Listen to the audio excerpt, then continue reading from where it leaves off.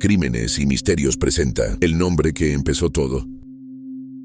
En el centro de esta historia que estás a punto de escuchar, aparece un nombre, un apodo que ya circulaba en algunos barrios del área metropolitana de Barranquilla, alias El Mono, también conocido como El Chirrete. Un joven de apenas 17 años, pero protagonista de una historia macabra en la que dos hermanas adolescentes terminaron enterradas en una fosa improvisada en un barrio del municipio de Malambo. ¿Cómo llega un adolescente a convertirse en protagonista de una historia como esta? ¿Cómo pasa de ser un menor de barrio a terminar vinculado con estructuras criminales? Y sobre todo, ¿qué ocurrió realmente aquella noche, entre el martes de carnaval y la madrugada del miércoles de ceniza? Acto 2. El menor que creció entre sombras. Para entender lo que ocurrió con las hermanas Hernández, los investigadores tuvieron que mirar hacia atrás, muy atrás, hasta 2023. Ese año, en algunos reportes policiales, comenzó a aparecer un apodo que todavía no decía mucho, pero que empezaba a repetirse con frecuencia: El Mono. Un adolescente de 14 años que se movía entre barrios donde las reglas no las impone el Estado, las imponen las bandas. En esos lugares, crecer rápido no es una opción, es una obligación. Los investigadores creen que fue en ese entorno donde apareció una figura que terminaría influyendo en su camino. Un joven criminal conocido como alias Cachete. En los registros judiciales, Cachete aparece descrito como un delincuente irreverente, desafiante, casi burlón frente a la autoridad. Cada vez que era capturado por la policía, las cámaras registraban la misma escena. Mientras los agentes lo esposaban, Cachete se reía a carcajadas, como si todo fuera un juego, como si entrar y salir de la cárcel fuera simplemente parte de la rutina. Para muchos jóvenes de los barrios donde operaban las bandas, esa actitud terminaba convirtiéndose en un símbolo, una especie de modelo criminal. Y según investigadores, el Mono comenzó a moverse bajo esa influencia, primero con tareas pequeñas, cobros, recados, vigilancia, actividades que las estructuras criminales suelen asignar a menores de edad. Pero poco a poco, su nombre empezó a aparecer en situaciones más graves, hasta que en 2024, las autoridades finalmente lograron aprehenderlo. El menor fue trasladado al Centro de Reclusión Juvenil El Oasis, un lugar creado precisamente para evitar que adolescentes como él siguieran ese camino. La sanción impuesta fue de 8 años. Para muchos, aquel debía ser el final de la historia criminal de un menor que había tomado el camino equivocado. Pero no lo fue, porque en noviembre de ese mismo año ocurrió algo que todavía hoy genera preguntas. Una noche, cuando el centro juvenil se preparaba para el silencio de la madrugada, el Mono desapareció. Se había fugado. Los informes internos hablaron de una evasión cuidadosamente planificada. Cuando los funcionarios revisaron las instalaciones, el menor ya no estaba. Las puertas seguían allí, las rejas también, pero él había logrado salir. Y desde ese momento, su rastro comenzó a perderse. Durante semanas, nadie sabía dónde estaba. No había registros, no había capturas, no había pistas, solo un vacío. Un adolescente que el sistema había intentado detener y que ahora volvía a estar en la calle. Pero lo que los investigadores descubrirían después era aún más inquietante, porque la fuga del Oasis no fue el final de su historia. Fue apenas el comienzo de algo mucho más peligroso. Acto 3. El camino hacia la guerra. Después de su fuga, los rastros del menor llevaron a un lugar inesperado: Antioquia. Allí, según informes de inteligencia, habría terminado vinculado a una estructura mucho más grande. Las disidencias de las FARC, en particular, a un frente bajo el mando de un hombre conocido como alias Calarcá. Para un adolescente de barrio, aquello significaba entrar a otro mundo. Uno donde las armas son rutina, donde la violencia es parte del entrenamiento. En medio de enfrentamientos con el Ejército Nacional, el menor resultó herido en una pierna por un disparo. Ese hecho terminó provocando que fuera entregado a las autoridades en Medellín, oficialmente bajo la figura de víctima de reclutamiento. Pero la historia tampoco terminó allí, porque poco tiempo después, el joven regresó a Barranquilla y volvió a las calles. No se supo más de él. Hasta hoy, acto 4. La invitación que cambió todo. Mientras el Mono recorría el camino del crimen, en el sur de Barranquilla, otro nombre empezaba a aparecer en las investigaciones: Juan David Taboada Olivera, alias Tata, un joven de 19 años. Según la investigación, habría sido él quien contactó a las hermanas Hernández aquel 17 de febrero de 2026. La invitación parecía simple: una salida, una fiesta, un plan de carnaval. La celebración ocurría entre el martes de carnaval y la madrugada del miércoles de ceniza. Pero lo que comenzó como una fiesta terminó convirtiéndose en algo muy distinto. En medio de la reunión, según información conocida por investigadores, ocurrió un momento que cambió el rumbo de la noche. Una joven que estaba presente tomó el celular de una de las hermanas y lo mostró a uno de los asistentes. Las palabras que pronunció quedaron grabadas en las investigaciones. Una frase corta, pero peligrosa. Pilas que te van a vender. En el lenguaje del mundo criminal, eso puede significar una sola cosa: que alguien está a punto de entregar a otro grupo. Y en territorios dominados por bandas, esa sospecha puede ser una sentencia.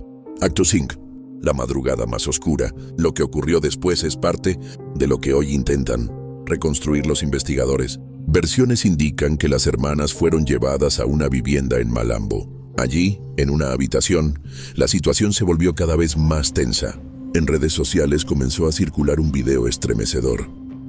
En él se ve a una de las menores sentada, casi que arrodillada, con las manos entrelazadas, frente a un joven que sostiene un arma. Ese joven sería alias El Mono. La voz que se escucha en el video repite una frase, una y otra vez. Habla claro, brother.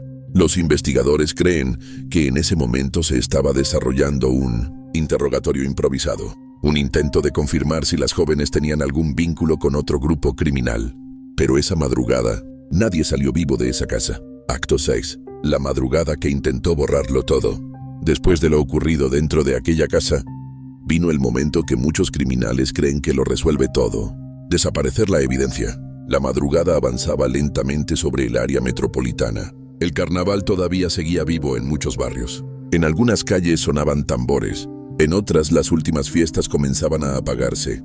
Pero en medio de esa madrugada, un pequeño grupo de motocicletas comenzó a moverse por las calles oscuras de Malambo. 2 motos, quizá 3. En cada una viajaban 3 jóvenes: el conductor, el parrillero, y en medio de ellos, los cuerpos sin vida de las 2 adolescentes, acomodados de forma macabra entre el conductor y quien iba detrás. La caravana avanzaba sin prisa, como si fuera cualquier recorrido nocturno, como si nada extraordinario estuviera ocurriendo. Las motos tomaron rumbo hacia un sector donde las calles se van quedando cada vez más solitarias. Casas humildes, terrenos irregulares, zonas que nacieron como invasiones. Cuando llegaron al final del barrio, la ciudad prácticamente desaparecía. No había alumbrado público, no había tránsito, solo un terreno enmontado, oscuro, silencioso. Según las investigaciones, algunos jóvenes se quedaron vigilando en las esquinas cercanas. Campaneros, amigos encargados de avisar si aparecía alguien. La mayoría de vecinos dormía, otros seguían en las fiestas de carnaval. Y en medio de esa oscuridad, comenzaron a cavar. No era una excavación profunda, ni mucho menos profesional, solo una sepultura improvisada, tierra removida con prisa, palos, piedras, lo suficiente para cubrir lo que querían ocultar. Después, se marcharon, dejando detrás un silencio pesado, como si la madrugada hubiera decidido tragarse lo ocurrido. Pero lo más inquietante vino después, porque mientras una familia comenzaba a buscar desesperadamente a sus hijas, mientras las autoridades recibían los primeros reportes de desaparición, los responsables no se escondieron, no huyeron del país, no se ocultaron durante semanas. Hicieron algo que hoy desconcierta incluso a los investigadores. Volvieron a su rutina. Días después, según el seguimiento realizado por las autoridades, varios de ellos aparecieron en un lugar muy distinto: la vía al mar cerca de Puerto Colombia. Allí, en las noches, ocurre algo que muchos en la región conocen bien: los piques ilegales, cientos de motos alineadas, luces de celulares iluminando la carretera, motores acelerando con furia, jóvenes gritando, apuestas, adrenalina, una cuenta regresiva improvisada. 3, 2, 1. Y de pronto, las motos salen disparadas como proyectiles a más de 100 kilómetros por hora, rugiendo contra el asfalto, mientras la multitud grita, mientras los motores se pierden en la oscuridad. Y en medio de ese ambiente de fiesta clandestina, de velocidad, de ruido, según las investigaciones, estaban algunos de los mismos jóvenes que días antes habían participado en la desaparición de las hermanas Hernández, como si nada hubiera ocurrido, como si nadie estuviera buscando a 2 adolescentes, como si aquella madrugada en Maranata jamás hubiera existido. Pero la investigación ya avanzaba, y muy pronto, un error lo cambiaría todo. Acto Zen, el error que lo cambió todo. Pero mientras ellos corrían motos en la vía al mar, la investigación avanzaba en silencio. Los detectives del Gaula seguían algo que, para muchos criminales jóvenes, parece insignificante: los teléfonos. Cada llamada, cada mensaje, cada movimiento digital. Poco a poco, las piezas empezaban a acercarse, y entonces ocurrió algo que nadie había planeado. Una noche después de uno de esos encuentros de piques ilegales, varios de los jóvenes salieron nuevamente en sus motocicletas. Velocidad, oscuridad, carretera, hasta que en cuestión de segundos, todo cambió. Las motos chocaron. El accidente fue violento. Varios de los jóvenes resultaron heridos. Ambulancias, sirenas, confusión. Los trasladaron de urgencia hasta la Clínica Altos de San Vicente, en el norte de Barranquilla. Lo que parecía un simple accidente de tránsito terminaría convirtiéndose en el momento que derrumbó toda la historia. Porque mientras los médicos atendían a los lesionados, los investigadores que ya seguían el caso comenzaron a verificar algo clave: los teléfonos. En poder de uno de los jóvenes apareció un celular, un dispositivo que ya estaba en la mira de los investigadores, el mismo desde donde, según las autoridades, se habían enviado mensajes a la madre de las menores desaparecidas. En ese instante, el rompecabezas empezó a cerrarse. Preguntas, cruces de información, y finalmente, uno de los implicados comenzó a hablar. Lo que dijo cambió el rumbo de la investigación, porque condujo a los agentes hasta un lugar específico, una zona enmontada del barrio Maranata, en Malambo. Allí, en medio de la maleza, después de una búsqueda que duró horas, los investigadores encontraron lo que nadie quería confirmar: los cuerpos de Sheridan Sofía y Kayla Nicole. La noticia recorrió rápidamente el Atlántico y confirmó el peor temor de la familia. La desaparición había terminado en tragedia, pero el caso no termina con las capturas, porque detrás de esta historia queda una pregunta que inquieta a investigadores, padres y autoridades. ¿Cuántos adolescentes más están entrando al mundo del crimen antes de cumplir 18 años?